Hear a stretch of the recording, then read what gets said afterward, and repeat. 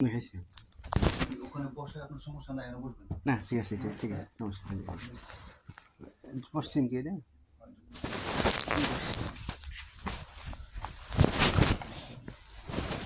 ঠিক আছে, সাউন্ডটা ঠিক আছে নি নাইমা? আলহামদুলিল্লাহ।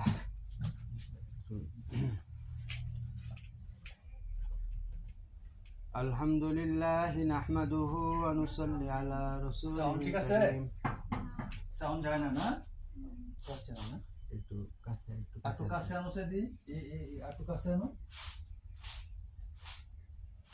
একটু কাছে আনো দিই, আলহামদুলিল্লাহ। কাছে আনো দিই, সাউন্ডটা যায়নি। এদিকে কাছে তোমরা লাগাইলো নি একটু, দিই, আর একটু পিছনে, হ্যাঁ, দেখা যাবে একটু দূরে নাও, তো কতটুকু যায়। একটু দূরে নাও। এখন হচ্ছে, ঠিক আছে না? হ্যাঁ হ্যাঁ, এখন ঠিক আছে না? বিসমিল্লাহির রহমানির রহিম। আলহামদুলিল্লাহ নাহমাদুহু ওয়া নুসাল্লি আলা রাসূলিল কারীম, আম্মা বাদ। فأعوذ بالله من الشيطان الرجيم. بسم الله الرحمن الرحيم. ومن أحسن قولا ممن دعا إلى الله وعمل صالحا وقال إنني من المسلمين. وقال رسول الله صلى الله عليه وسلم لغدوة في سبيل الله أو روحا خير من الدنيا وما فيها আলকামা ক্বালা আলাইহিস সালাতু ওয়াসসালাম। সম্মানিত মা বোনেরা, আমরা মেহেরবানি করে দুরূদ শরীফ পড়ি। আল্লাহুম্মা সাল্লি আলা মুহাম্মাদ ওয়া আলা আলি মুহাম্মাদ কামা সাল্লাইতা আলা ইব্রাহিম ওয়া আলা আলি ইব্রাহিম ইন্নাকা হামিদুম মাজিদ। আল্লাহুম্মা বারিক আলা মুহাম্মাদ ওয়া আলা আলি মুহাম্মাদ কামা বারাকতা আলা ইব্রাহিম ওয়া আলা আলি ইব্রাহিম ইন্নাকা হামিদুম মাজিদ। আলহামদুলিল্লাহ। আল্লাহ পাকের দরবারে অসংখ্য শুকরিয়া যে এই মুহূর্তে আল্লাহ তাআলা আমাদেরকে দুনিয়ার সমস্ত কাজকর্ম থেকে অবসর করে আল্লাহ পাকের কিছু কথা বলার জন্য, শোনার জন্য একত্রিত করছেন। এই জন্য আমরা অন্তর থেকে শুকরিয়া আদায় করি, আলহামদুলিল্লাহ। উলামায়ে কেরাম বলেন, দুইটা জিনিস এমন আল্লাহর কাছে, দুইটা জিনিস সবচেয়ে বেশি প্রিয়। আল্লাহ তাআলার কাছে দুইটা জিনিস সবচেয়ে বেশি প্রিয়। একটা হচ্ছে ওই জবান, যেই জবান দ্বারা আল্লাহ পাকের কথা বলা হয়। দ্বিতীয় হচ্ছে ওই কান, যেই কান দ্বারা আল্লাহ তাআলার কথা শোনা হয়। এই দুইটা জিনিস আল্লাহ তাআলার কাছে সবচাইতে বেশি প্রিয়। হাদিসের মধ্যে আছে, কিছু মানুষ যখন দ্বীনের কথা শোনার জন্য একত্রিত হয়, তো আল্লাহ পাকের রহমতের ফেরেশতারা তাদেরকে ঢাকিয়া লয়, এবং যেই জায়গার মধ্যে মানুষেরা বসে দ্বীনের কথা বলে, দ্বীনের কথা শুনে, আকাশ থেকে যেরকম বৃষ্টি নাজিল হয়, তো আকাশ থেকে ওই জায়গার মধ্যে রহমতের বৃষ্টি নাজিল হইতে থাকে। আর কোনো ব্যক্তি যদি দ্বীনের মজলিসে শেষ পর্যন্ত বসে, তো মজলিস থেকে ওঠার আগে আল্লাহ তাআলা তার পিছনের সমস্ত গুনাহ মাফ করে দেন এবং নেকি দ্বারা পরিবর্তন করে দেন। তো আমরা সবাই হেদায়েত পাইতে চাই, সমস্ত মানুষ হেদায়েত চায়। তো হেদায়েত কারা পাবে? একটা বড় প্রশ্ন, হেদায়েত কারা পাবে? তো কোরআন বলতেছে, যারা কিনা দ্বীনের কথা দিল লাগায়া শুনে, আল্লাহ তাদেরকে হেদায়েত দিয়ে দেন। হেদায়েত পাওয়ার শর্ত কি? সেটা হচ্ছে, যেই সমস্ত মানুষ দ্বীনের কথা দিল লাগায়া শুনে, মনোযোগ দিয়া শুনে, আল্লাহ তাদেরকে হেদায়েত দিয়ে দেন। এই জন্য অল্প সময় কথা হবে, আমরা মেহেরবানি করে দিলের কানে মনোযোগের সাথে কথাগুলো শোনার চেষ্টা করি। যে টঙ্গীর ইজতেমার ময়দানে একটা কথা বলছিল যে প্রত্যেকটা মানুষের দুই রকম কান আছে, একটা হচ্ছে মাটির কান, আর একটা হচ্ছে যে দিলের কান। তো কোনো মানুষ যদি মাটির কানে যেটা আমাদের দুইটা কান আছে মাটির, এই কানে যদি কেউ কোনো কথা শুনে তো কথাগুলো সে ভুলে যাবে। আর কোনো মানুষ যদি অন্তরের কানে, দিলের কানে মনোযোগ দিয়ে কথা শুনে তো আল্লাহ তাআলা আমল করার তৌফিক দিয়ে দিবেন। এই জন্য আমরা যতটুকু কথা শুনবো মনোযোগের সাথে আমলের নিয়তে, অপরকে পৌঁছানোর নিয়তে শুনবো, তো আল্লাহ তাআলা আমাদের অল্প সময়ের মধ্যে বরকত দিয়ে দিবেন। হেদায়েত পাওয়ার জন্য ঘন্টার পরে ঘন্টা, দিনের পরে দিন কথা শোনা জরুরি না, জরুরি হচ্ছে মনোযোগ দিয়ে কথা শোনা, মনোযোগ দিয়ে কথা শোনা। হজরত ইমাম গাজ্জালি রহমতুল্লাহ আলাই বলেন, দিনের মজলিসের দাম কত? কোনো মানুষ যদি দিনের একটা মজলিসে বসে, এটা তার জন্য 70টা মন্দ মজলিসের কাফফারা হয়ে যাবে। এই মজলিসটা এত দামি আল্লাহর কাছে। তো আল্লাহ পাকের কাছে সবচেয়ে দামি হইল ইমান। আল্লাহ তাআলা মানুষের টাকা পয়সা কতটুকু আছে এটা আল্লাহ দেখেন না। মানুষ সুন্দর না কালো, খাটো নাকি লম্বা, বংশ ভালো না খারাপ, সমাজে সম্মান আছে নাকি নাই, এইগুলো আল্লাহ তাআলা মোটেও দেখেন না। আল্লাহ তাআলা শুধু মানুষের একটা জিনিস দেখেন, যে ওই মানুষটার অন্তরের ভিতর কি আছে। আল্লাহ তাআলা মানুষের অন্তর দেখেন।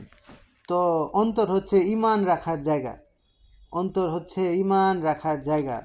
তো আমরা আমাদের অন্তরের মধ্যে ঈমান কতটুকু বসাইছি, যে আমরা মুখে পড়তেছি লা ইলাহা ইল্লাল্লাহ, কিন্তু আমার অন্তরের মধ্যে এই কালেমাটা বসছে কিনা, এরকম এটা যাচাই করা। যে দুনিয়ার যত জিনিস আমি দেখতেছি, এই কালেমার হাকিকত হইল আল্লাহ ছাড়া দুনিয়াতে যত জিনিস আছে, সূর্য, চন্দ্র, গাছ, নদী, সাগর, বাতাস, আগুন, সমস্ত কিছু, সমস্ত জিন, সমস্ত ফেরেশতা, সমস্ত ইনসান, আল্লাহ ছাড়া যা কিছু আছে সব মরা লাশের মতো। তো মরা লাশ যেরকম নিজে থেকে কিছু করতে পারে না, হাত নাড়াইতে পারে না, পা নাড়াইতে পারে না, কথা বলতে পারে না, তো কালেমার হাকিকত হচ্ছে আল্লাহ ছাড়া দুনিয়ার কোনো সৃষ্টি কিচ্ছু করতে পারে না। এটার নাম হচ্ছে লা ইলাহা ইল্লাল্লাহ। এই জন্য দিল থেকে মাখলুকের সমস্ত ইয়াকিন বের করা। হাদিসের মধ্যে আছে, শোনো, তুমি যদি দুনিয়ার সমস্ত মানুষ একজোট হয়, সমস্ত ফেরেশতা একজোট হয়, সমস্ত জিন একসাথে হইয়া যদি কারো কোনো ক্ষতি করতে চায়, তো আল্লাহ তাআলা যদি না চান তো সমস্ত মানুষ মিলাও তার কোনো ক্ষতি করতে পারবে না। এরপরে বলছেন, যদি দুনিয়ার সমস্ত মানুষ মিলে কাউকে কোনো উপকার দিতে চায় আর আল্লাহ যদি না চান, তো দুনিয়ার সমস্ত মানুষ মিলে তাকে উপকার করতে পারবে না। অর্থাৎ ক্ষমতা একমাত্র আল্লাহ তাআলার। এই জন্য বলছে আল্লাহ পাকের ক্ষমতার উপরে 100 থেকে 100 ইয়াকিন করা। সাহাবায়ে কেরাম আল্লাহ তাআলার ক্ষমতার উপরে এরকম 100 থেকে 100 ইয়াকিন করছিলেন। যে একবার হযরত আবু দারদা রাদিয়াল্লাহু আনহু, উনি মসজিদের মধ্যে বসে জিকির করতেছিলেন সন্ধ্যার সময়, খুব ধ্যানের সাথে জিকির করতেছিলেন।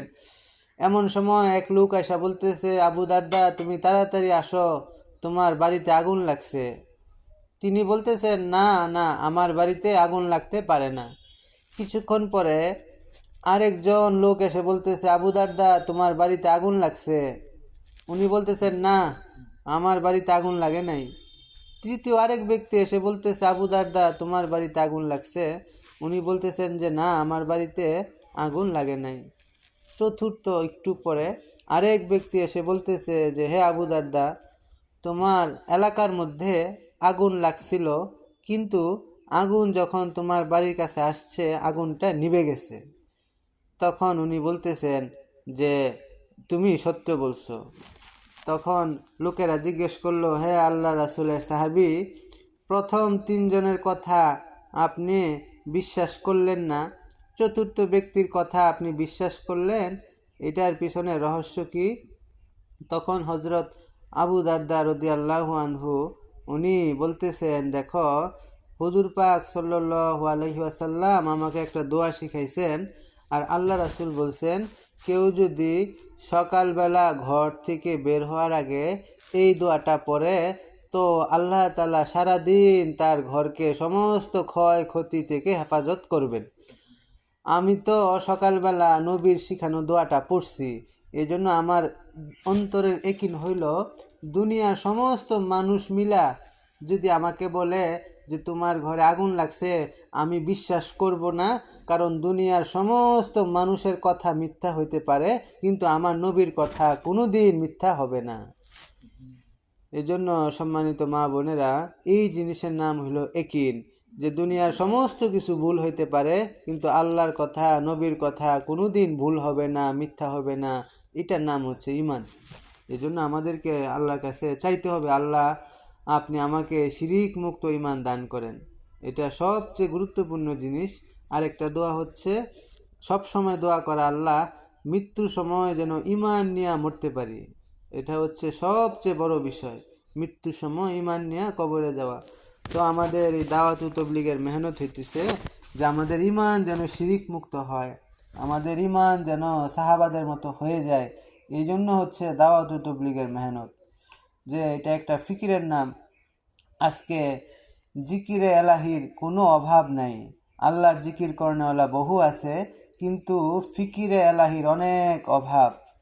যে ফিকির করবে, উম্মতকে বাঁচানোর চেষ্টা করবে, নিজেও জাহান্নাম থেকে বাঁচবে, আশেপাশের মানুষকে বাঁচানোর জন্য চিন্তা করবে, দোয়া করবে, ফিকির করবে, এরকম ফিকিরের অনেক অভাব। এরপরে বলতেছেন যে দুরুদে রাসূলের অভাব নাই, অনেক মানুষ আছে দুরুদ পড়নেওয়ালা, কিন্তু দরদে রাসূলের বহুত অভাব। যে উম্মতের জন্য দরদ দেখাবে, মায়া করবে, এরকম মানুষের অনেক অভাব।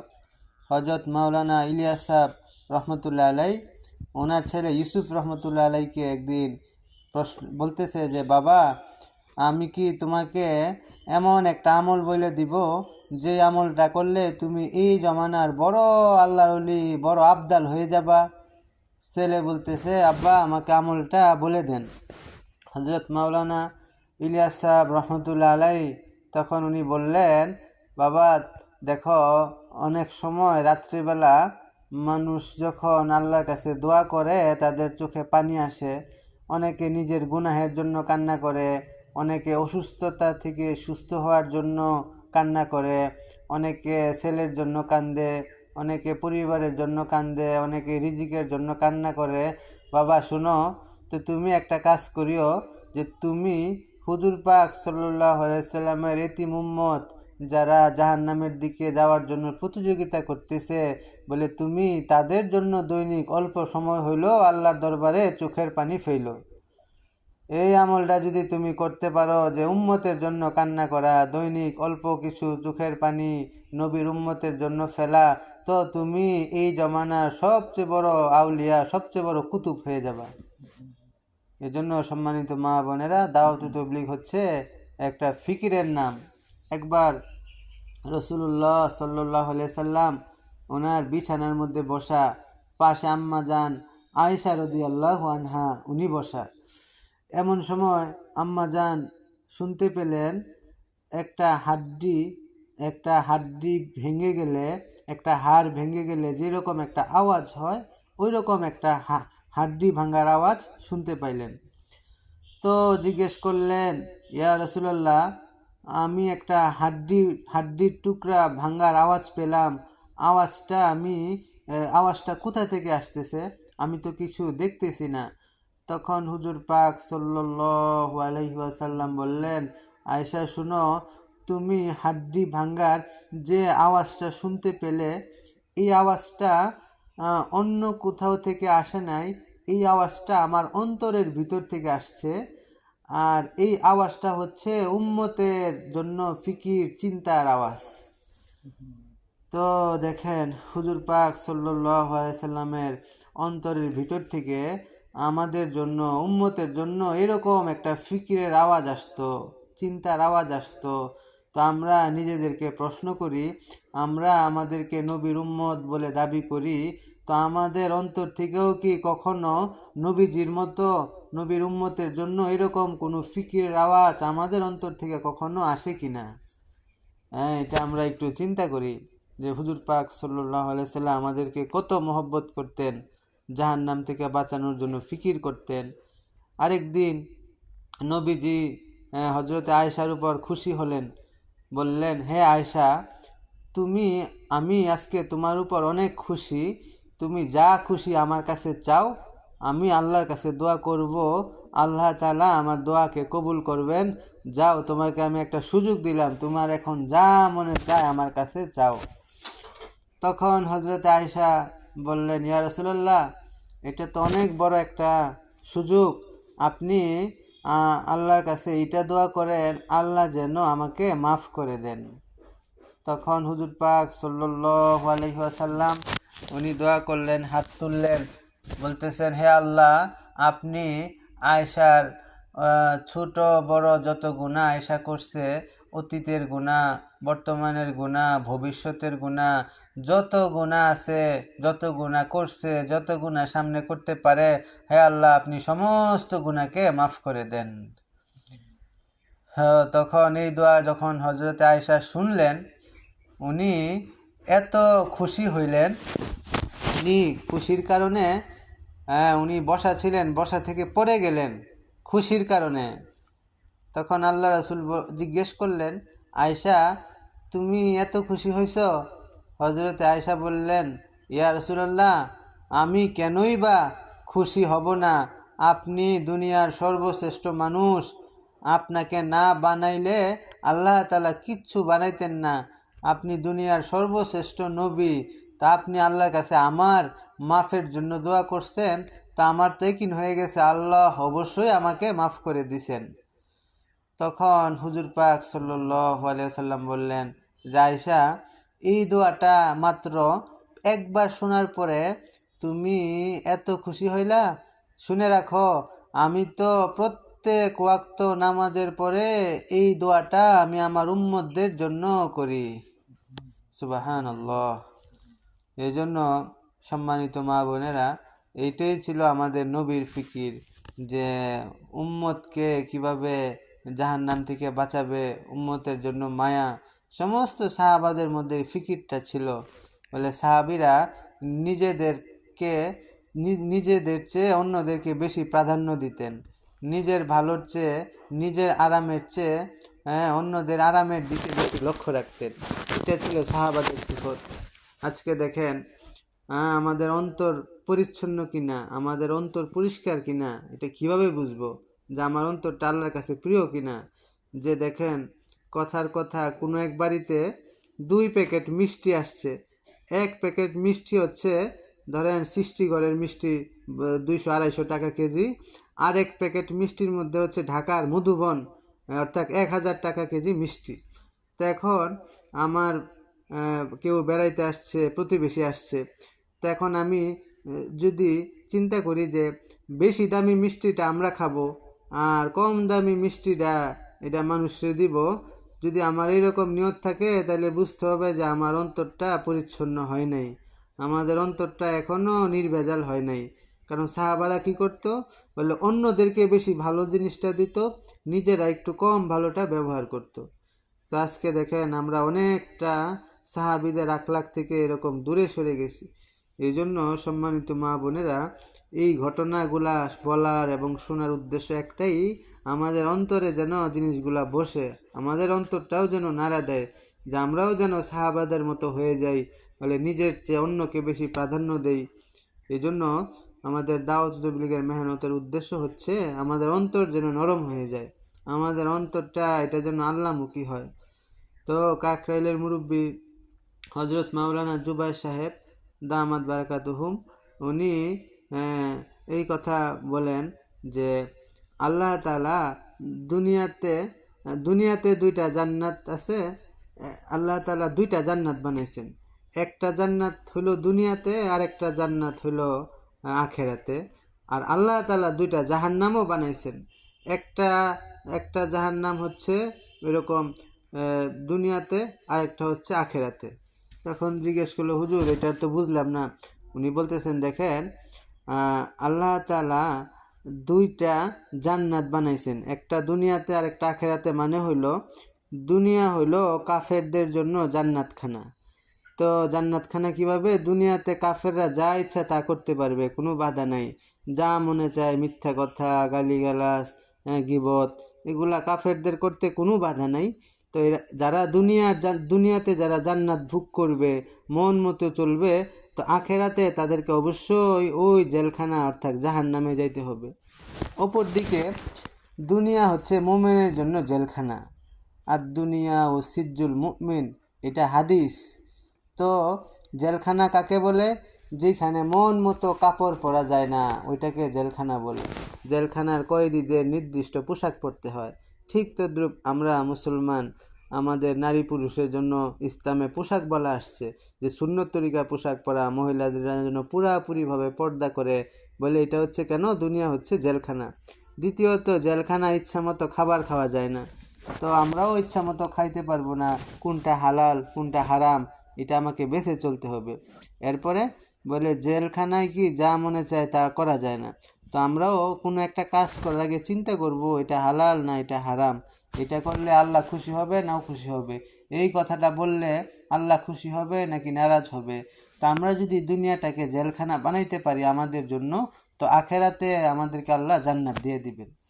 এই জন্য সম্মানিত মা বোনেরা, একটু চিন্তা করা, আমি দুনিয়াটা কি জান্নাতের মতো কাটাইতেছি নাকি জেলখানার মতো কাটাইতেছি। এই জন্য এটাকে খুব ফিকির করা। তো ইমানের পরে সবচেয়ে গুরুত্বপূর্ণ হইতেছে যে নামাজ। আমাদের নামাজটাকে সুন্দর করা। আমরা তো সবাই নামাজ পড়ি আলহামদুলিল্লাহ, বছরের পর বছর নামাজ পড়তেছি, কিন্তু হাসরের ময়দানে আল্লাহ পাক যদি আমাদেরকে জিজ্ঞেস করেন, হ্যাঁ আমার বান্দা, তুমি তো সারা জীবনে অনেক অনেক অনেক নামাজ পড়ছো, তো আমি বেশি কিছু চাই না, তুমি মাত্র 2 রাকাত নামাজ আমাকে দেখাও, যেই 2 রাকাত নামাজ তুমি শুধু আমাকে দিছ। অর্থাৎ যেই 2 রাকাত নামাজে তুমি দুনিয়ার কোনো ধ্যান, দুনিয়ার কোনো খেয়াল করো নাই, এইরকম 2 রাকাত নামাজ আমাকে দেখাও। তা আমরা কি আল্লাহকে এরকম কোনো 2 রাকাত নামাজ দেখাইতে পারবো কিনা, যেই নামাজে আমরা কোনো দুনিয়ার কল্পনা করি নাই, সম্পূর্ণ আল্লাহর ধ্যানে 2 রাকাত নামাজ পড়ছি। এই জন্য এটার ফিকির করা যে হাদিসে আছে, কেউ যদি 2 রাকাত নামাজ শুরু থেকে শেষ পর্যন্ত একমাত্র আল্লাহর ধ্যানে পড়ে, এই 2 রাকাত নামাজ তাকে জাহান্নাম থেকে বাঁচানোর জন্য যথেষ্ট হয়ে যাবে। এই জন্য আমাদের নামাজটাকে সুন্দর করা। একটা গুরুত্বপূর্ণ হচ্ছে নফল নামাজ এবং তাহাজ্জুদের নামাজ। বলছে ফরজ নামাজ পড়লে কি হয়? জাহান্নাম থেকে বাঁচা যায়। তারপর ওয়াজিব নামাজ পড়লে কি হয়? ওইটা জান্নাতে যাওয়া যায়। সুন্নত পড়লে কি হয়? নবীর সুপারিশ পাওয়া যায়। তো ফরজ এটার মধ্যে স্বার্থ আছে, ওয়াজিবের মধ্যে স্বার্থ আছে, সুন্নতের মধ্যেও স্বার্থ আছে, কিন্তু নফল নামাজ এমন এক নামাজ যেটার মধ্যে কোনো স্বার্থ নাই। তো বান্দা যদি আল্লাহকে ভালোবাসে তখনই সে নফল পড়তে পারে। এই জন্য বলছেন যে তাহাজ্জুদের নামাজ এটা অনেক বড় একটা আমল। ওলামায়ে কেরাম বলেন, কেউ যদি 2 রাকাত 3টা 2কে একসাথে করতে পারে, এই সে আল্লাহর কাছে যেইটা চাবে, যত জিনিস চাবে, যত সমস্যার কথা বলবে, আল্লাহ গায়েব থেকে কুদরতিভাবে সমস্ত সমস্যা সমস্ত হালতের সমাধান করে দিবেন। শর্ত হচ্ছে 3টা 2 একসাথে করতে হবে। 1 নাম্বার হলো বলছে রাত 2টা বাজে, রাত 2টা। 2 নাম্বার হইতেছে যে 2 রাকাত নামাজ, আর 3 নাম্বার হইতেছে 2 ফোঁটা চোখের পানি। 1 নাম্বার রাত 2টা, 2 নাম্বার যে 2 রাকাত তাহাজ্জুদের নামাজ, 3 নাম্বার হইতেছে 2 ফোঁটা চোখের পানি। তো ওলামায়ে কেরাম বলেন, কেউ যদি এই 3টা 2কে একসাথে করতে পারে, সে আল্লাহর কাছে যা দোয়া করবে, যা চাবে, আল্লাহ তাআলা কুদরত দ্বারা সব দিয়ে দিবেন। এই জন্য কথাগুলোকে বিশ্বাস করা, ইয়াকিন করা, ধৈর্যের সাথে আমল করতে থাকা। আল্লাহ তাআলা সব কিছু দেখেন, আল্লাহ তাআলা সব কিছু শুনেন। এরপরে 2 রাকাত নামাজ, যে কোনো নামাজ পড়ার আগে চিন্তা করা, হয়তোবা এই নামাজটা আমার জিন্দেগির শেষ নামাজ। এই জন্য খুব ধ্যানের সাথে নামাজ পড়া, যে শুধু যে নামাজ পড়তেছে এটা না, চিন্তা করা যে নামাজ দ্বারা আমার সাথে আল্লাহ সম্পর্ক বাড়তেছে কিনা। এই জন্য ধ্যানের সাথে, আবেগের সাথে, মহব্বতের সাথে আমল করা, আল্লাহর কাছে দোয়া করা, হে আল্লাহ আপনি আমাদেরকে যেই রকম নামাজ পড়লে রাজি খুশি হবেন সাহাবাদের মতো নামাজ পড়ার তৌফিক দিয়ে দেন। এটা আল্লাহর কাছে দোয়া করতে থাকা। এরপরের জিনিস হতেছে যে এলেম। প্রত্যেকটা মুসলমান নারী পুরুষের উপর এলেম শিক্ষা করা ফরজ। এলেম অনেক গুরুত্বপূর্ণ জিনিস, যে আমাদের যে ফাজাইল আমলের কিতাব আছে ওই কিতাব থেকে নিয়মিত অল্প হইলেও পড়া। এই কিতাব যদি আমি পড়তে থাকি দৈনিক, তা আমার মধ্যে আমল করার আগ্রহ বাড়তে থাকবে। আর মাসলা মাসায়েল হক্কানি ওলামায়ে কেরামের কাছে আমরা জানবো। আর হচ্ছে যে যেখানে প্রত্যেক মঙ্গলবার তালিম হয় সপ্তাহে একদিন, আমরা যদি এটাকে অনেক গুরুত্ব সহকারে নেই, যে সপ্তাহে একটা দিন হুজুর পাক সাল্লাল্লাহু আলাইহি সাল্লামের কথা শোনানো হয়, হাদিস পড়া হয়। বলে দুনিয়ার সমস্ত দুনিয়াকে বেচলে বিক্রি করলে নবীর একটা হাদিসের সমান হবে না। তো আজমতের সাথে তালিমে আসা, যে এটা আমার আখেরাতের কামাই, কবরে নূর হবে এই তালিমের কথাগুলা শুনলে। তো এই জন্য আমরা সপ্তাহে আসবো একদিন। আর হচ্ছে বেশি বেশি আল্লাহ পাকের জিকির করা। জিকির এটা অনেক বড় আমল। আল্লাহর ওলিরা যারা আল্লাহর ওলি হয়েছেন, যে ওনারা জিকিরের মাধ্যমে বেশি আল্লাহর ওলি হয়েছেন। এই জন্য সকাল বিকাল খুব গুরুত্ব সহকারে 3 তাসবিহ আদায় করা, যে সুবহানাল্লাহ এটা 100 বার পড়া সকালে বিকালে।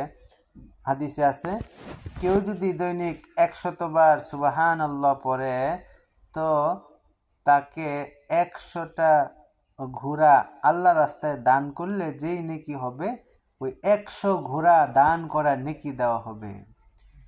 দ্বিতীয় হচ্ছে আলহামদুলিল্লাহ, সকালে 100 বার বিকালে 100 বার পড়া।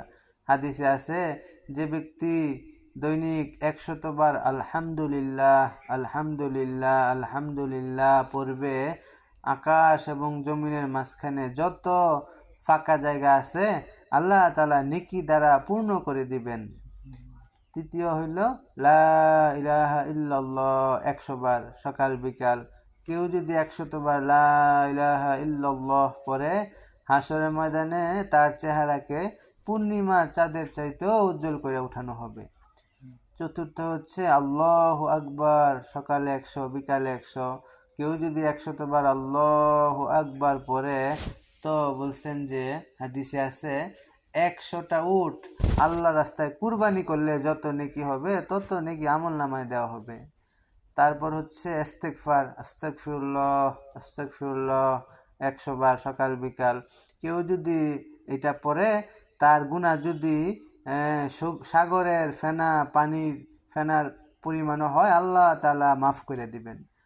আর 100 বার দুরূদ শরীফ সকাল বিকাল সাল্লাল্লাহু আলাইহি ওয়াসাল্লাম। এই আমল যদি কেউ করে, তো আল্লাহ তাআলা তাকে হাসরের ময়দানে হুজুর পাক সাল্লাল্লাহু আলাইহি সাল্লাম তাকে সুপারিশ করে জান্নাতে নিয়ে যাবে। এই জন্য সম্মানিত মা বোনেরা, যে 3 তাসবিহর কথা বলা হইল, সুবহানাল্লাহি ওয়াল হামদুলিল্লাহি ওয়া লা ইলাহা ইল্লাল্লাহ আল্লাহু আকবার 100 বার, আস্তাগফিরুল্লাহ 100 বার, দুরূদ শরীফ 100 বার সকাল বিকাল। কেউ যদি 3 তাসবিহ আদায় করে, তো আল্লাহ তাআলা তাকে যে পুরস্কারটা নগদ দিবেন, আল্লাহ তাআলা তার অন্তরের মধ্যে শান্তি দান করবেন।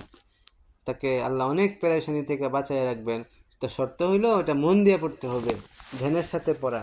এটা পড়লেই আল্লাহ আমাদের অন্তরের মধ্যে অনেক শান্তি দান করবেন।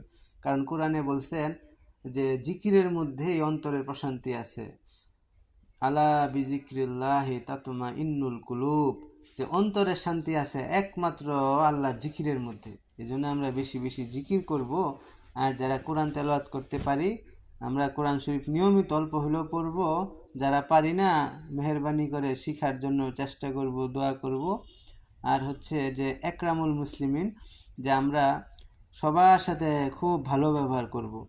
বলছে এই যে মাওলানা রুমি রহমতুল্লাহ আলাই বলেন,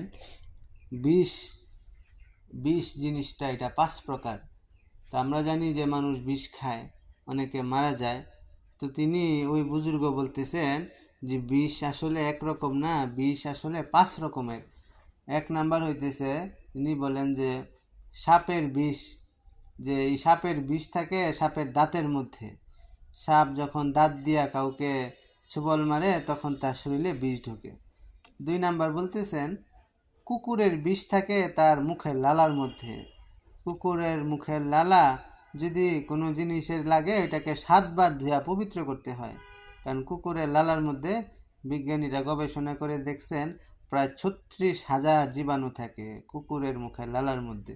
আর আমাদের নবী সাল্লাল্লাহু আলাইহি ওয়াসাল্লাম 1450 বছর আগে এটা বলে গেছেন যে কুকুরের লালা এটা নাপাক। বিজ্ঞানীরা আজকে এটা প্রমাণ করছে।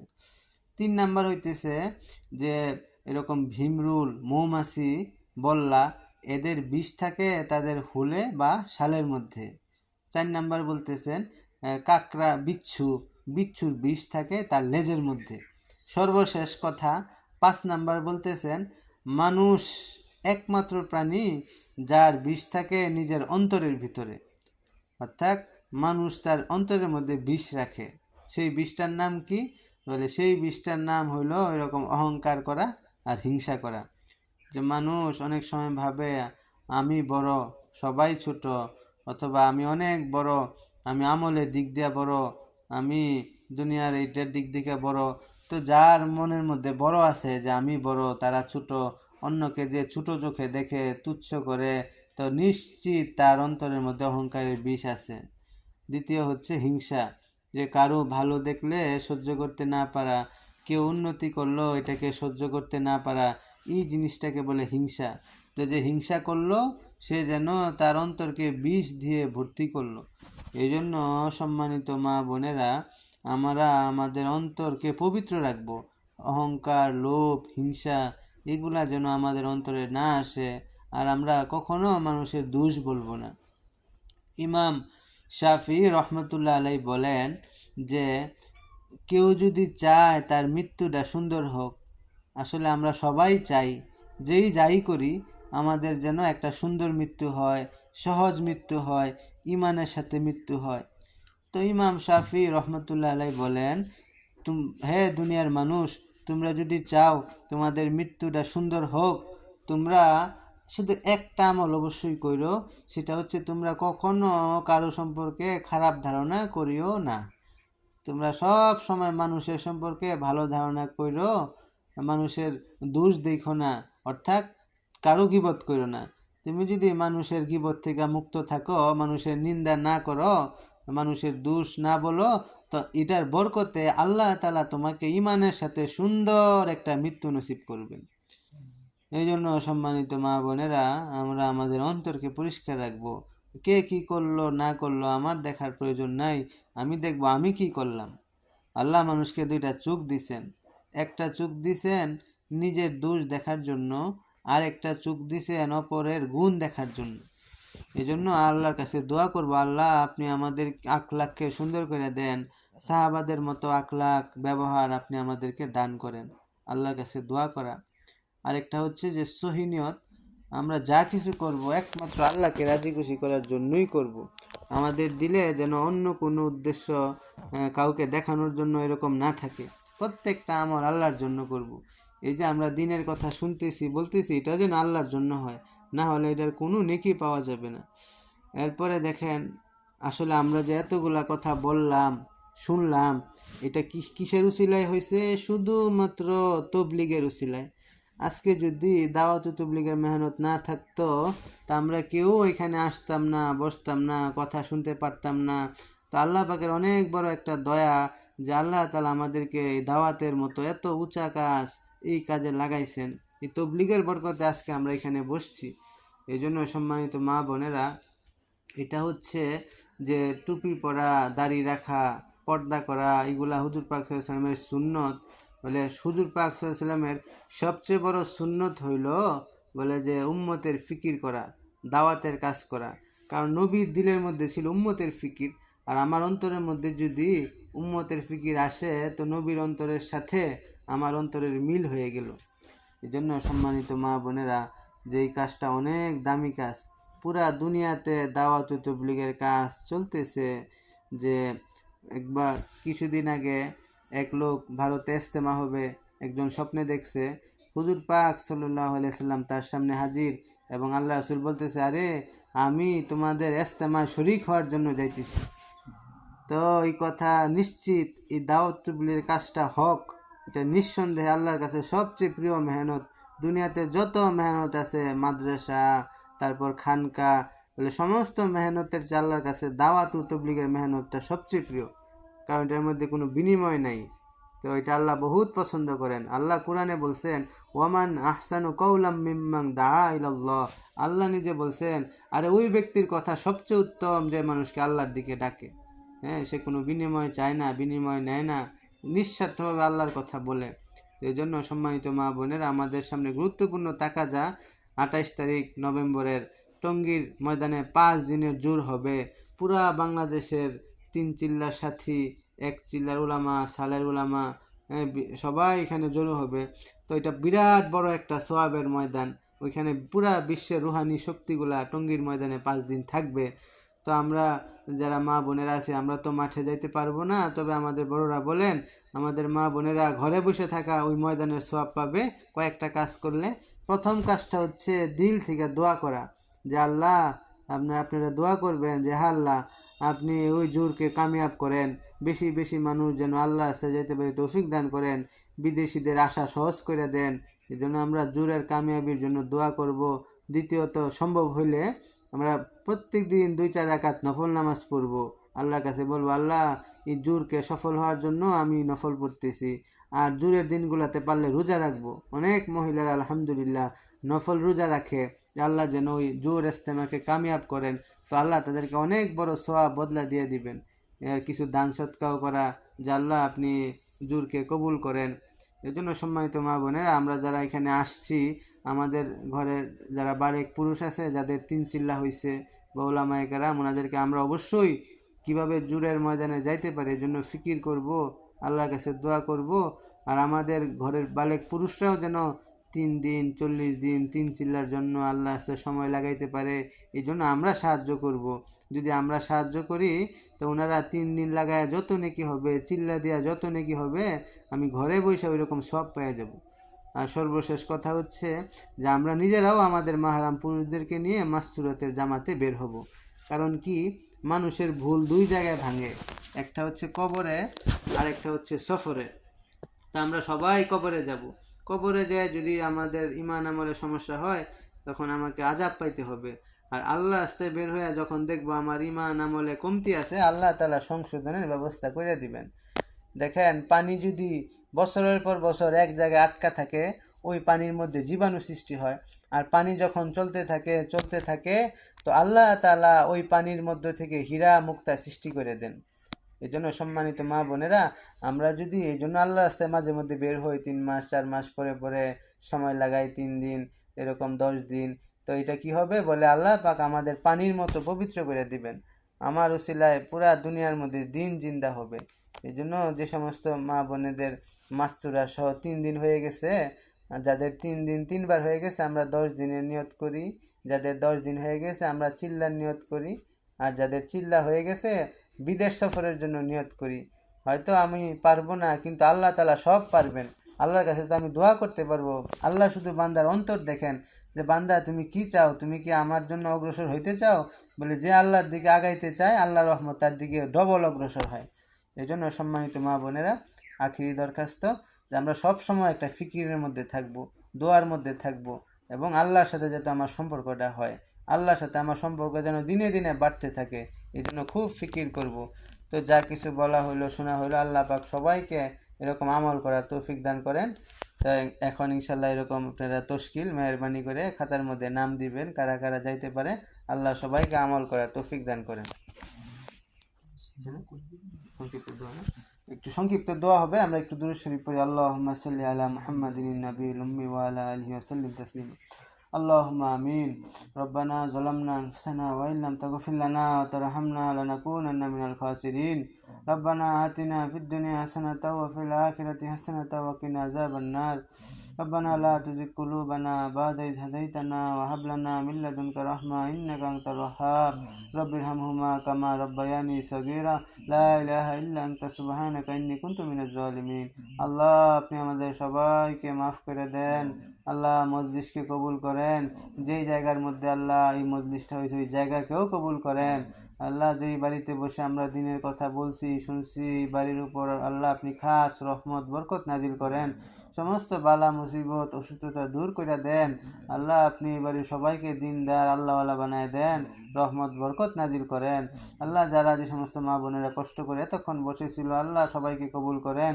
আল্লাহ আমরা তো কিছু দিতে পারবো না, আপনি উত্তম বিনিময় দান করেন। আল্লাহ আমাদের পুরাপুরি আপনার হয়ে যাওয়ার তৌফিক দেন, অন্তর থেকে দুনিয়ার মহব্বত বাহির করে দেন। আপনার ইশক ও মারিফত আমাদের দিলে দান করেন, আপনার নবীর মহব্বত দান করেন।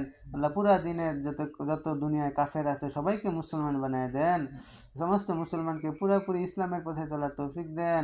আল্লাহ সমস্ত মুসলমানকে সাহায্য করেন। সামনে জোর ইস্তেমা আসতেছে, আপনি কবুল করেন। আল্লাহ খতমে নবুয়ত আল্লাহ আল্লাহ আপনার নবীর শান রাখার জন্য শনিবারে আল্লাহ সমাবেশ হবে, আপনি আল্লাহ সফলতা দান করেন। আল্লাহ সমস্ত তাকাজা পুরা করতে পারি সেই তৌফিক দান করেন। আল্লাহ আপনি আমাদেরকে আপনার প্রিয় বানায় নেন। হুজুর পাক সাল্লাল্লাহু আলাইহি ওয়াসাল্লাম বলে আপনি আমাদের দোয়াকে কবুল করেন। রব্বানা তাকাব্বাল মিন্না ইন্নাকা আনতাস সামিউল আলিম ওয়া তুব আলাইনা ইন্নাকা আনতাত তাওয়াবুর রহিম। সাল্লাল্লাহু তাআলা আলা খায়রি খালকিহি সাইয়্যিদিনা মুহাম্মাদ ওয়া আলিহি ওয়া আসহাবিহি আজমাইন। সুবহান রাব্বিকা রাব্বিল ইজ্জাতি আম্মা ইয়াসিফুন ওয়া সালামুন আলাল মুরসালিন ওয়ালহামদুলিল্লাহি রাব্বিল আলামিন। আমিন। এটা কতক্ষণ চলে মাসটা? এই তো আপনার 1 ঘন্টার উপরে 1.5 ঘন্টা।